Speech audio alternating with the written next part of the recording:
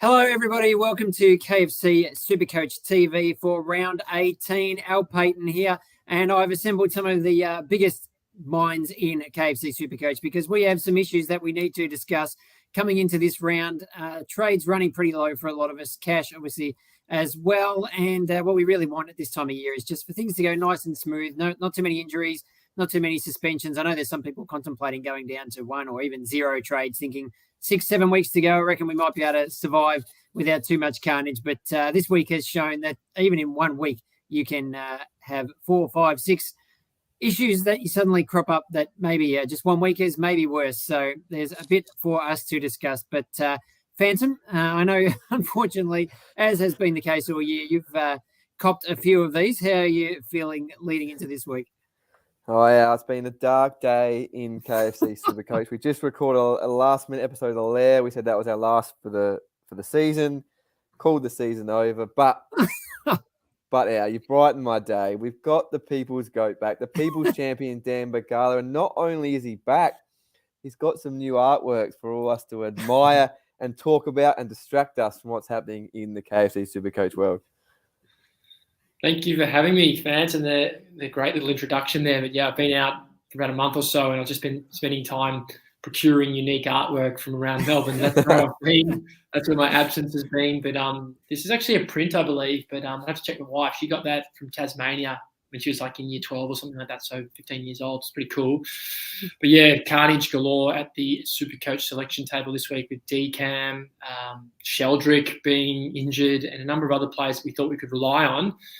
So I feel like we're all in a similar boat here, and with 6 to 7 weeks to go, with 3 trades in my current kitty, I'm a bit worried that there could be more carnage to ensue. But the likes of Seamus Mitchell and Marek and stuff give you a little bit of solace that there's probably 50 points still available to replace them with. But stressful times, and tonight's teams. Have we written off DCAM? Is he done for the day, or is it to be decided? No, we saw him. He was escorted off the Collingwood track this morning on a golf buggy, which is obviously not a good sign for what he can do on his legs. But Craig McRae came out after the session and confirmed DCAM won't play in round 18. So it's a difficult one, 469K. I guess we don't know a lot about what that means going forward either. Whereas, Jake Lloyd's out. We know he's probably going to come straight back in next week after the concussion. Jordan Ridley, another one who is in doubt, who that nasty-looking incident last week against the Crows, hyperextended his knee. It looked like it, and we thought maybe it's worse than that.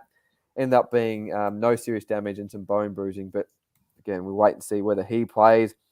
Those are the guys you're probably holding in. They're probably going to play next week or the week after. Dunkley as well, of course. Josh Dunkley, big talking point. But DCAM's an interesting one.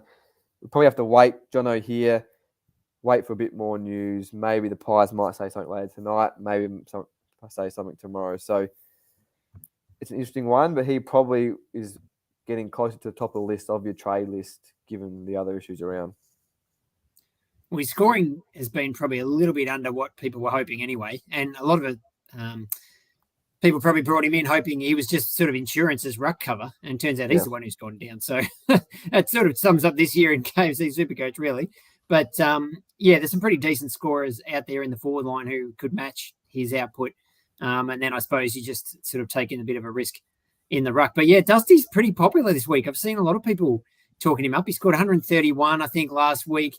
His centre bounce numbers weren't massively higher than what they have been, but he does get thrown in there and maybe pushing up the ground a little bit to some more stoppages. And, when he's going all right, we know he just can be so damaging, him and Shea Bolton. So as a Tigers fan, it was pretty good to watch when those two are both up and about, and they get really rewarded in KFC SuperCoach because they influence, what they do, create scores. So, look, I mean, Dusty's had a pretty good year. If you listen to Daniel Hoyne at Champion Data, he's pushing for him to be All-Australian with his the stats that he's produced, playing basically as a sort of a permanent forward with little stints in the midfield. But SuperCoach, it's a bit up and down. I mean, I wouldn't be backing him to average 130 from here on, but we know what he can do. And he seems, he was interviewed after the game on TV last week. He doesn't do a lot of interviews, but I think his quote was, we're still in the hunt. So he's keen to, try and keep pushing, get the Tigers close to finals if they can't quite make it. And I mean, I'd love to do some statistical analysis on Dusty and his missed. Like if you look at his accuracy this year, that's one thing that's dropped off. But every time he misses a goal, it seems to be by like this much, gets touched on the line or hits the post or something. So it doesn't need to adjust by much. And if it all clicks, it could pay off. But it's a bit of a high risk, high reward selection. But I guess for 7 rounds, maybe could be worth the punt. Spoken like a true Brisbane supporter there. What about, what are your thoughts on Dusty, Daniel? And then, this we were talking about his mate. I hope that is his mate. And not him. When you've got all these players, Sarong as well, suspended for a week.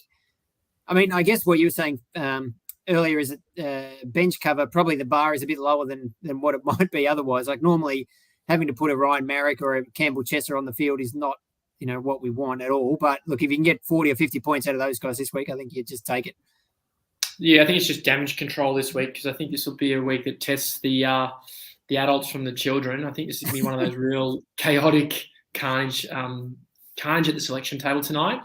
And I feel like with regards to my side, like I've got DCAM, I'm just going to accept it. I think it'll be a 1 week. I think he's got a hip or a knock that he copped in that game against the Dogs. And similarly with Dunkley, it's like you can't really move those types of players on when you know that the club's sort of committed to them being available next week. I'll play Marrick in the forward line, which is not ideal, and it's also subject to him being selected tonight. But I think where the Eagles are, bottom of the ladder, we need to get games with these kids. And he actually looks like a pretty good user when he gets the football in his hands. So I think Marrick will play. It's a graveyard shift on Sunday afternoon, like 4:40 at Subi or Optus Stadium, whatever they like to call it these days. And I could see him doing okay in that game against Richmond, like a bit of a shootout. I mean, they won't score too much themselves, the West Coast Eagles, but it'll be a good game for him to get his hands on the footy and probably look to get 50, 60 plus. But otherwise, to this team that Will's got here, I know he's probably speaking on behalf of his friend, but that friend might actually be himself. But he's pretty stiff there. Like I think all you can do in that circumstance is really consider your rookies first on the bench. Do you have Seamus? Do you have Marrick?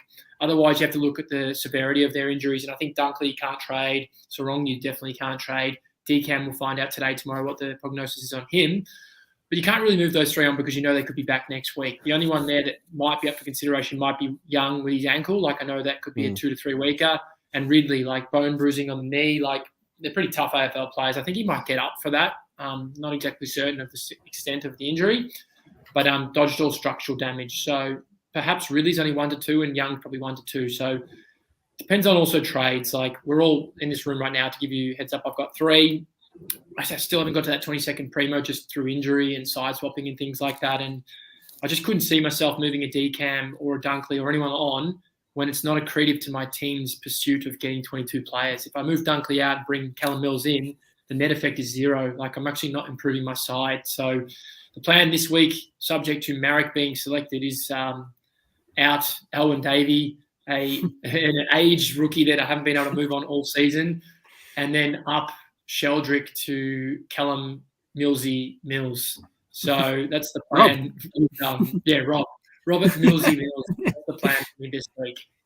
No, I like it. 80K or thereabouts from Sheldrick to Mills. A good move out there for any other Sheldrick owners with a bit of cash in the bank. I want to ask you a quick question, though, on Dunkley, Dan Bagala. If you are a KFC SuperCoach out there, your team is complete. You got a few trades up your sleeve. James Sicily's back this week in good news. 649K, though. It's obviously going to make it hard to get to. I think he's in only 3,000 teams in the top 10% of KFC SuperCoach sides, 11% overall. So he's going to be a big pod. Could really make your season, or help you win that vital league match or get a bit of a jump. Would you consider trading Dunkley to Sicily, given that is the straight swap and that's the easiest way to get to Sicily? Dunkley is not going to outscore James Sicily from here, given Sicily's extra week. You wouldn't have thought. Yep. In what circumstance would you make that move this week? I mean, I tried to explore how I could get to James Sicily because I know he's playing North Melbourne this week. He'll probably take 10 intercepts and have a pretty substantial score in return, and he'll probably be chomping at the bit to play. Yeah, I think the only way you could consider him would be if you were someone like Selby, Moroya's Magic, who had like sort of 22 primos plus a floater. and like you had trades available. So in my circumstance, I can never consider it because I just don't have the trades available and I don't have a completed side right now.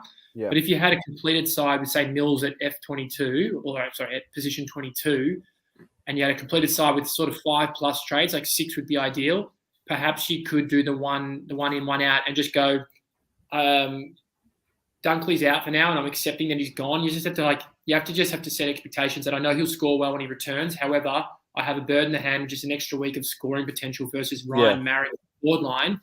If say Sicily scores 150 and Marrick scores 50, I can't see Dunkley making up that 100 points over the tenure of 6 weeks. It's just not going to happen because Sicily scores on par with him. So I guess the only solution I would offer to people out there is if you are replete with trades, so 5+, and you pretty much got a premium side as it stands. Like, I feel like otherwise you're flirting with danger. And if I'd known the extent of Dunk's injury, like say if he misses next week, I'll probably regret not trading him last week. But now I'm in the Clary situation now. I've just got to accept it. I've just got to let it float by, and hopefully it is really only one more week. But look, teams like this that are sitting pretty in the top of the ladder with buffers in their position, they will take conservative approaches with players. And we're going to start to see that with teams like Collingwood. Like Decam probably gets up if they're fighting for a top 4 spot, but they've got two game lead on top of the ladder with Port Adelaide. They're probably not going to risk any of their assets in that time. And I wouldn't be surprised if little Nick Dacos, got a little weak late in the season just to freshen him up for finals. But look, I think he just loves chasing the footy, so I could see him nagging the coach to play either way. Yeah, Daniel Hoyne on Pure Footy threw that up this week. He's like, if Frio's Collingwood's, 8 goals ahead of Fremantle on 3/4 time, I could see Dacos getting subbed off just to keep him fresh. Don't take any risks with your premium assets. And I was like, no, you can't say that. But I guess at least everybody's got him. I mean, on the Dunkley question, last week I was spent a lot of time on the calculator trying to do the maths of, if I trade Dunkley out now and get, say, 2 weeks of Butters, and then, what would be the calculation for Dunkley to try and catch up and end up ahead of him by the end of the year on total points. And I just didn't think it was worth it because even if Butters outscored him, outscored whatever rookie I was fielding by 50 over the 2 weeks, that's 100 points. And I thought Dunkley could outscore Butters by 100 over, the last 6 rounds. But Sicily's probably one of the very few players that you could say Dunks might not catch him. So I could see there's an argument there, and maybe this week too, it's a bit different. Like I had Windhager filling that spot last week, which is turned out, he scored 75 and only, a few points short of what Butters got in the end. But, that's quite decent, but that's a bit of a difference from a Marriage who might get, 30. So I can see a little bit of a case for it, but it's very risky because, the other thing is that, what made me in the end decide I couldn't go through with it was that feel, even if you get a bit of a jump now, catch up, gain a bit in the ranks with a couple of decent weeks while Dunkley's out and you've got a better primo in that spot. It's not going to feel great in the last 3 or 4 rounds, especially in SuperCoach finals if Dunkley's back and you're sort of getting mown down. That's never a great feeling. Yeah. So a few things there to consider. But, I mean, my one to throw at you, Dan, and Phantom as well, is that I've actually got 5 trades, which isn't too bad considering compared to a lot of certainly the people that we talk to out there. But I'm a bit like you in that I don't have a finished team. I've still got Will Ashcroft, not really in a hurry to get rid of him after how he went last week, although playing at the MCG is a bit of a different kettle of fish to the Gabba, which he loves. But can hang on to him for another week or 2, I think. But I was planning on moving on Harry Sheasel this week, especially with there's in the SuperCoach Plus article this week, if people have seen it, there's a great stat, or really a terrible stat, that Sheasel played basically 100% in defence in the first half last week and scored 50. And then he moved forward and played pretty much 100% of the second half in the forward line and scored 15. So if he's going to be playing more forward, that's massive alarm bells.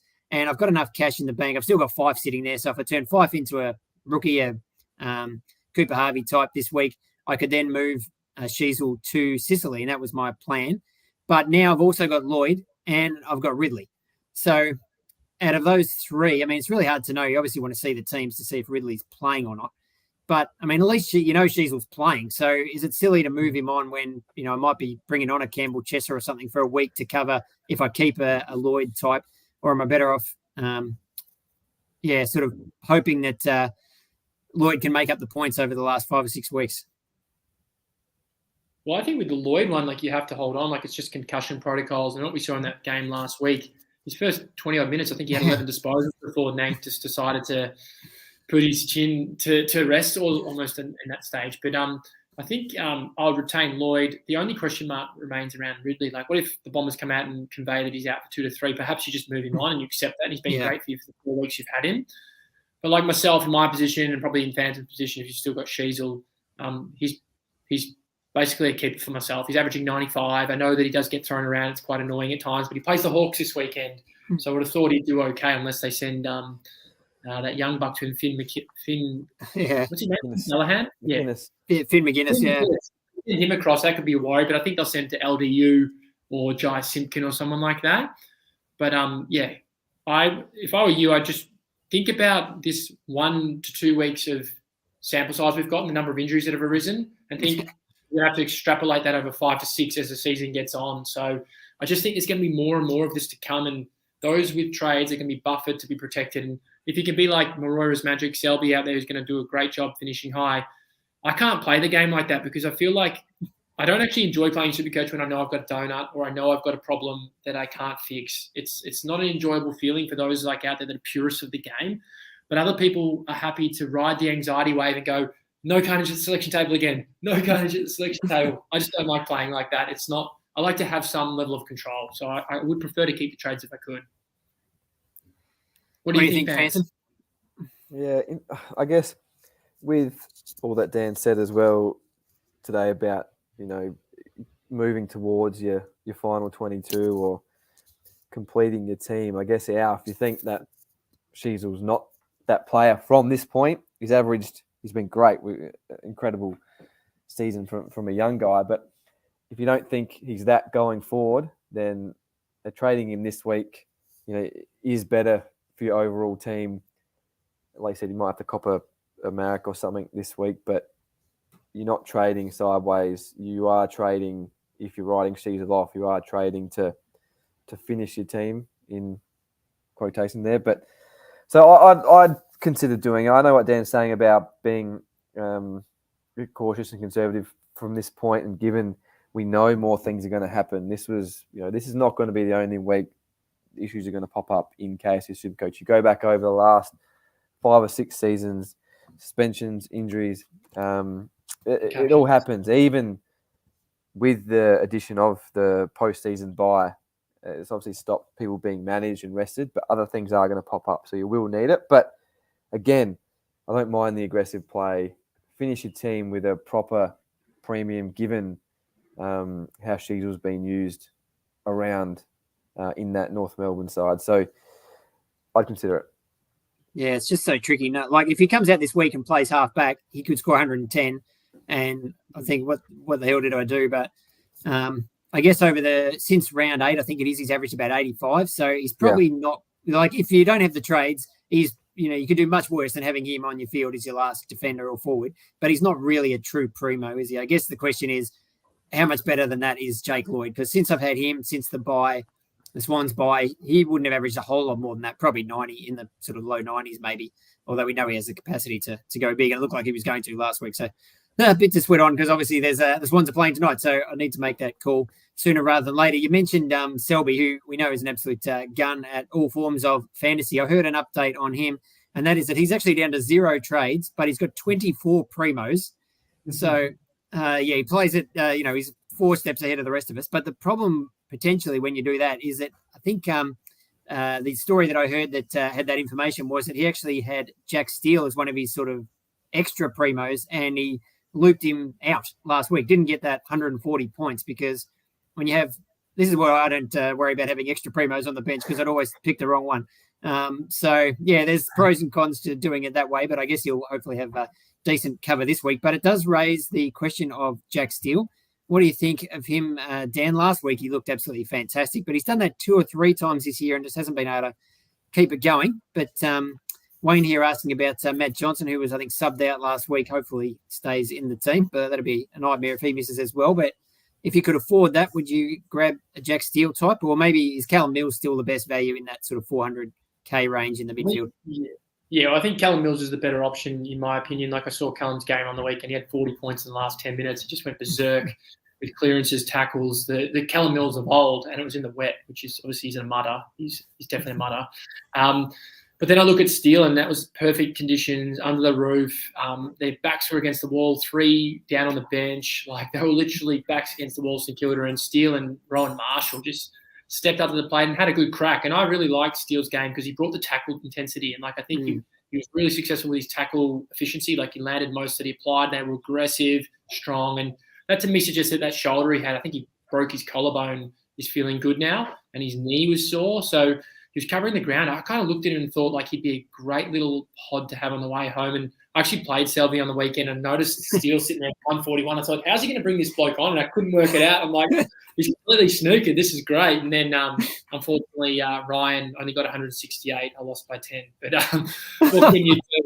I like Steele. I think he could be back now. I think that's what he needed to get that out of his system. And, I mean, I don't know if you think the same, Phantom, but I had that game in the back of my vision. I was watching. I just saw him, and he looked impressive again. I thought he was back, and that was exciting for St Kilda fans out there because we've got a tough run coming home, and they're missing some key assets on the way home, which is a bit of a tragedy for them. He did look good, yeah. I think the key point there is the way he was moving. We've seen him trudge around a fair bit this season and look like he's battling just to get through games. So that was a big tick, but I am wary of what Al said. You know, he has sort of looked okay at times this year. Looked like he's over the injury, but it might be one that sort of nags him every now and then. I agree, Mills is the one if you don't have him this week, but I think, you know, there's not maybe enough time to say give it another week in the season to be sure about Jack Steele, but it's sort of hard to think about going in without seeing another week. Yeah, we're sort of running out of time, aren't we? It makes it tough. Jono here's he's sort of a similar situation to me in that with 5 to Cooper Harvey, I think that's a good move. I'll probably be doing that. Cooper looked pretty good on debut last weekend. Been burnt by North Melbourne debutants this year already, but hopefully he plays through. I think, Frico had a good stat that he took 5 contested marks, which is like the second most ever by a debutant. So that's a good sign. It's not an easy matchup down there at Geelong. But then would you use a second trade to go? So this is sort of, you know, your old 1 up, 1 down trade. You could trade DCAM to Sicily, which looks amazing, but would go all the way down to 0 trades. Is that and I've seen a few questions in here about, you know, how many trades should we have left? I mean, when can you go to 0? Can you ever go to 0 before SuperCoach Grand Final week? I think this goes back to the Vincent Freeman and Gattaca, like at the end of the film, like whether you want to save anything for the swim back. And there's people out there that their only pursuit is rank. And if your only pursuit is rank, of course you're going to be Vincent Freeman and you're just going to blow yourself up swimming out into Port Phillip Bay. But if you're someone else that's balancing cash leagues, pride leagues, whatever leagues you want to call them, it's a big conundrum to run with because you know the carnage is coming, and all it takes is one injury to a popular player in round 22, 23, 24, and you can get 100 points up on your opposition and easily walk into a grand final and roll your opponent over. But I don't know, like I always chase rank because I always say that that's my only pursuit, but leagues are important. So it just comes down to what the individual's balancing. In this instance here, I just think we need more information on DCAM. I think we're all jumping at shadows here. I think DCAM could be just simply a hip flexor or a corky or a hip pointer, whatever they call those things. And I mean, if you can run straight lines, you should be okay in a week's time, I would suspect, for a big fella like that. But I think they're just so lucky to be 2 games pure on the top, and they can look after these blokes that have had rough seasons. He's missed 8 games this year with a PCL or whatever it was. So I'd say they're being very cautious with him, and he doesn't feel too flash at the moment. So I don't know. What do you think, fans? Yeah, I don't love the 2 trades to get to someone with your last 2. I think if you're Jono mentioned he was considering Dusty of a straight swap. I think if you're trading DCAM, given what Dan Bagala said about him, I think you're only using 1 trade at the very most to move him on. I don't like going down to 2, given you've done a downgrade. I think you'd want to, if you were using 2, it's probably to move someone else on that's injured. So I think obviously Fife is a bit of deadwood on the bench there too. So you're getting an extra player again, Jono. But I think if you can avoid it, you're still not going down to 0 this early. Yep. Yeah, and DCAM at, what is he, 460 or so? 69. Yeah, which is basically hasn't changed since he's come back from injury. I mean, you can, especially you can use some DPPs, which most of us have a bunch of forward mids. Hopefully you could swing someone around and, maybe you could get a Jack Steele. That's only an extra 5 or 10K, or Callum Mills is still cheaper than that. So, yeah, if you could just get a decent replacement with one trade, that would probably be preferable. Long-time viewer, Geordie here, saying he's going to bring in Doherty, which I quite like. I mean, he's scored hundreds the last 3 games, looked a lot better. I guess the only concern is Carlton's had pretty big wins. So can he keep that up if they don't win and come up some tougher games like Port Adelaide this week? And Shea Bolden, I think, is his other one here, which I do like a lot. He's really flying under the radar. He's not super expensive. He's not really cheap, but let's have a quick look. What is he? 520. Scored 150 last week. I think that's his third 150 for the year. He does, throw in the odd 70 as well, but averaging 110 over his past 10 games and playing West Coast this week. So I like him as a pod up forward if you have enough trades, which is always the big question, obviously. Yeah, I've got the Hayden Young issue as well, Geordie, to deal with. Another strange injury outlook from an AFL club this year. I think the quote from the Freo high performance boss yesterday was Hayden will be on a open-ended return to play timeline, which what the hell does that mean? Is that a syndesmosis, perhaps? He's listed, maybe, he said they're going to look at it day by day, was the quote as well. He's listed as 1 to 3 weeks on the injury list. So it is a worry. And he's the one, if you've got a long list of guys, if you've got your Ridleys, your Lloyds, your D-Cams, there's probably a bit more uncertainty over Hayden Young, given what Freo have told us. So I agree with Joy's assessment here. You probably do trade him out. But again, 470K, similar issue with D-Cam. If you don't have any money, you can't get to anyone. Can't get to anyone that you can be sure about anyway. So you'd have to be taking a punt, but hopefully you got some cash out there. But if I can move him on, I've only got one trade left. If I had some cash, Hayden Young would be the one to go. But again, I'm not sure I can get to anyone I really like. That's why, I'd weigh up the Dunkley to Sicily move. Gives me a big boost that I'd need this week. Obviously would hurt in the long run. But again, if I'm trading Hayden Young to Mason Redman or Hayden Young to someone like that, is that going to backfire and burn me in the long run anyway? Probably. As just on the Hayden Young topic, Dan, sounds like you're a Luke Ryan owner that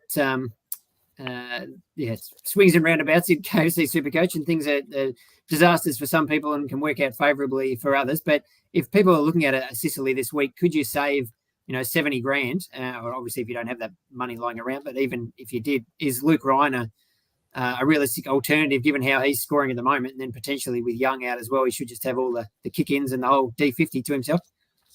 Yeah, well, I think he genuinely must be an option this week, because I looked at his the factors in favour of him. He'll take all the kick-outs because Young pinches a lot of them, so that's his. He's going to get 10 kick-outs at least because the Pies will hopefully kick astray. But then you've got also the intercept marks. You probably get the +1. They'll probably bring in a tall defender. I'm not sure who they bring in, and they'll expect him to do the lockdown role. And hopefully he gets off the chain and continues to do what he did. But I think he took 18 intercept possessions against Carlton. This Carl was been banging it forward at the end of the game, because I didn't watch the last quarter, and he was just making a meal of it. But I don't know. I've always thought guys like him with nuclear ceilings, they can just go absolutely monstrous. You just have to consider them. And at 500 grand 2 weeks ago, he had the 143, and I thought, okay, get one look at this guy. Yep, he's right to go. Jumped on, and luckily last week it was just one of those days. He had a field day, and surprisingly, he actually had quite a lot of kick-ins pinched by Hayden Young. So I just see a lot of upside on that base. But also, do we look at the Sicily scenario? Do we think, do people have a Messiah complex about him? Do they think he's just going to come back and average 150? Yes, he's averaging 143 over his last 3 and 147 over his last 5, but he hasn't played AFL football for a month.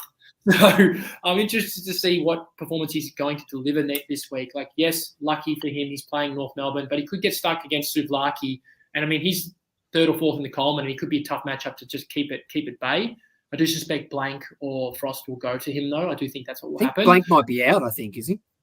Okay, if Blank's out, well, Frost will go to him, and then maybe Sicily still tries to get that extra bit of freedom against the CCJ or something like that.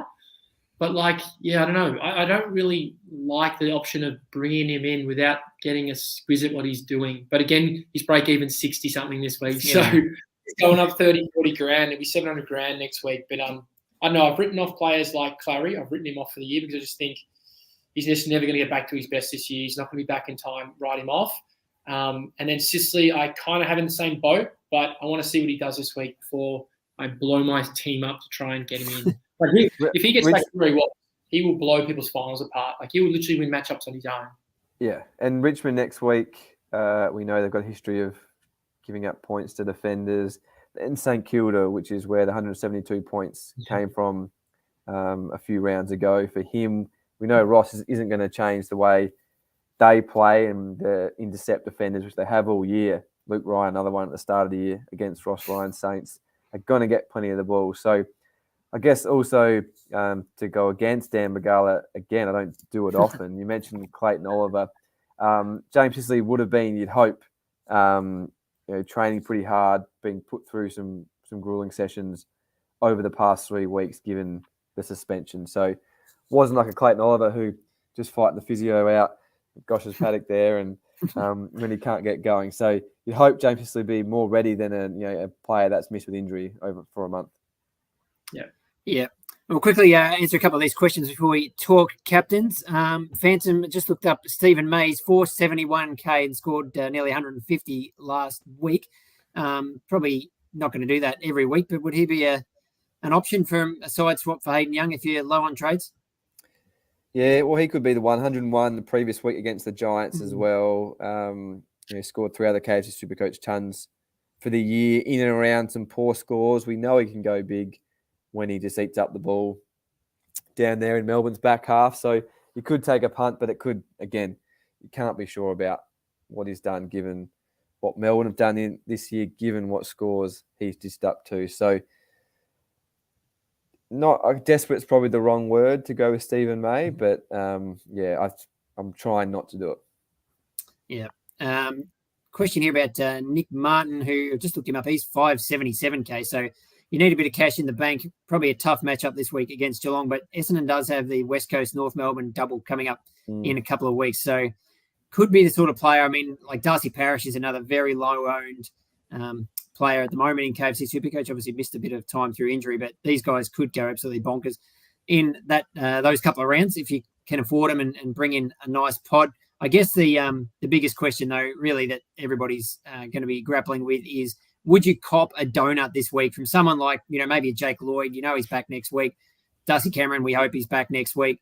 Or, is the idea to just avoid donuts, swap him to, I know someone in the Herald Sun office who's doing very well in KFC SuperCoach has Charlie Curnow in his team.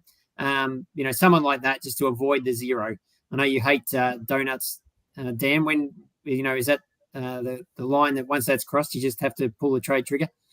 I just think that, again, it comes down to your balance between league versus rank. I feel like if your rank pursuit is your priority, then you're just going to not cop the donut. You're going to trade him. Whereas if it's league and you think, well, I'm already in the top 4 or I'm already in the top 8 and entrenched, I'm going to be fine here. I just hold on. But I guess when you think about it, like 6 weeks after this week, if you cop a donut this week, you've got to make up those points over 6 weeks. Perhaps you can if Cameron comes back the following week. But I don't know. I just don't like – I can't see too many teams out there being so entrenched in their top 4 or their top 8 that they can just tank a week and just accept the 21 players perform.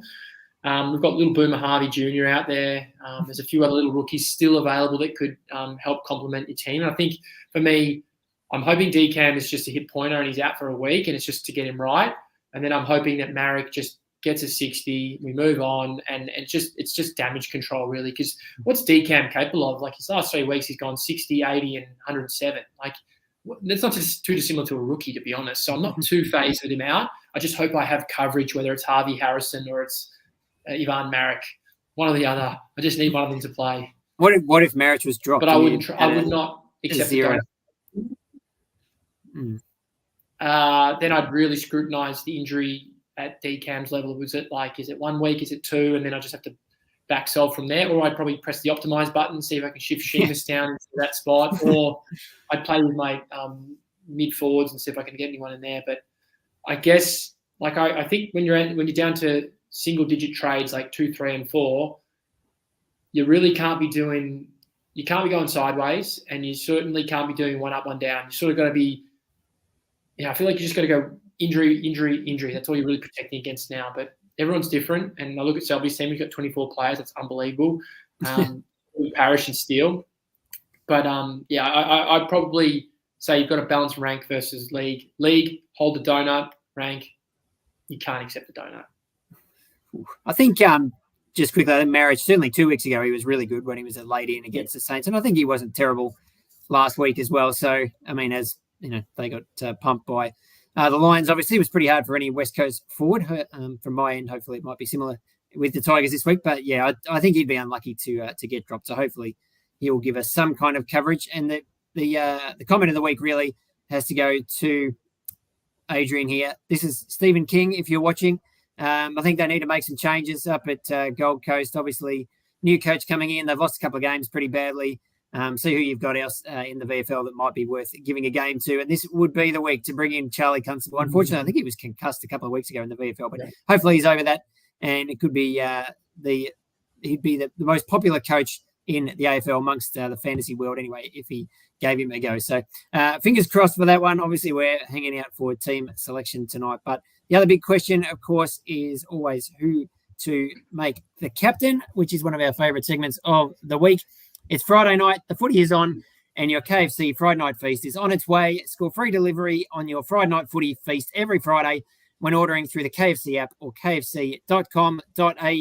It's game on. Phantom, we have, I think, the last Thursday night game of the year on tonight, and then another blockbuster Friday night. I know you'll be loading up on the KFC, and who will be your VC and C in KFC SuperCoach?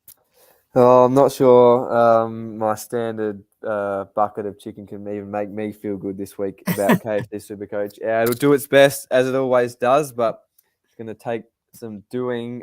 Tim English, VC on Thursday night. We know the Swans have dropped Tom Hickey. No Rory Lobb for the Bulldogs either. So we'll be English up against Hayden McLean and Joel Amadi. So look for the big man, I think, to get the job done. VC him for me. If you've got Max Gorn potentially on Friday night footy as well without Brodie Grundy, if you could be a bit of a Hail Mary play, a bit of a left field VC option, Max Gorn there. Nick Dacos, the first game on Saturday afternoon as well as captain, but I'm probably going to go Tom Stewart down at GMHBA against the Bombers this week. So at this point, English VC into Tom Stewart for me. Yeah, I don't have Tim English, which I think this week is going to hurt me, but need Kieran Briggs to put up a big one. But so I think Nick Dacos will be my captain, and I think Stewart's probably the safe backup playing down at the Cattery. I mean, Taranto has been suggested against West Coast. Had a couple of down weeks, but you'd think this could be a week where he really bounces back. Zach Merritt, obviously in unbelievable form. And then you've got maybe like a Lockie Neal type against Melbourne playing at the MCG. I'm not sure what his record is there, but Melbourne's midfield a bit depleted at the moment, especially if they play Petrarca in the forward line again. But who do you like, Dan? Yeah, I like English, like the Phantom. Like, this is probably one of those days where they lay down the red carpet for him, and it's up to him tonight to just get out there, strut his stuff, and put up a big 147. That's what I'm hoping for tonight. But I think my eyes lit up when I saw the change with Tom Hickey out, because he's a bit of a thwarter when he plays. But they do say that Hayden McLean's got a pretty decent get-out-to-advantage ratio. But that doesn't really matter, because we all know that Tim's best attributes are his ability around the ground. He's intercept marks and he's contested footy, and he plays like an extra midfield at the stoppage. Yep. Doing that VC does make me worried, because I can see Bont tonight just absolutely breathing steam out of his ears. So I am worried about that, but I'm going to go with my head this time and just play the great matchup, English versus probably a second-tier ruck, I'm really liking Neil at the moment. Like, I just like the way he goes about it. He's just doing it with his sort of, with his blinkers on almost. And tomorrow night, despite not having a cracking record against Melbourne and or at the G, I just feel like, as you said, Petrarca's going to play a lot of the game forward. It's going to mean they're going to be throwing Jimmy Jordan, Tom Sparrow. Who else they got? Christian Salem, some other young midfielders will run through there. And I do think that Lockie should get a lot of the football. And I guess the other way to talk to your Max Gorn thing, I do find that Oscar McInerney is hard to score against as a ruckman. So there's a bit of a watch on that as well. Despite the fact he's going one out, I think he'll have a tough gig against the Big O.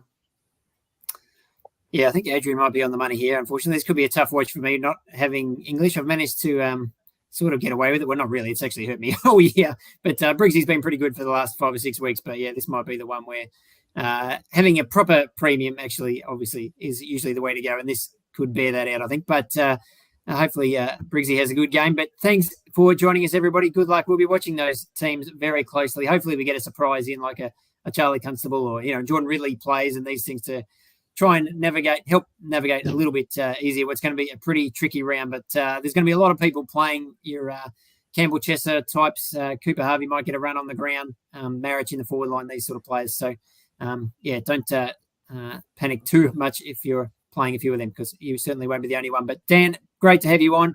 Again, we'll make sure we speak to you again leading into, I think it's only about 3 weeks away from KFC SuperCoach finals starting. And Phantom, as always, hopefully you get a little bit more like this week. It's been pretty terrible all year and even today. So it's due to turn any moment now. But thanks for jumping on, everybody. Heaps of great content, including the Phantoms.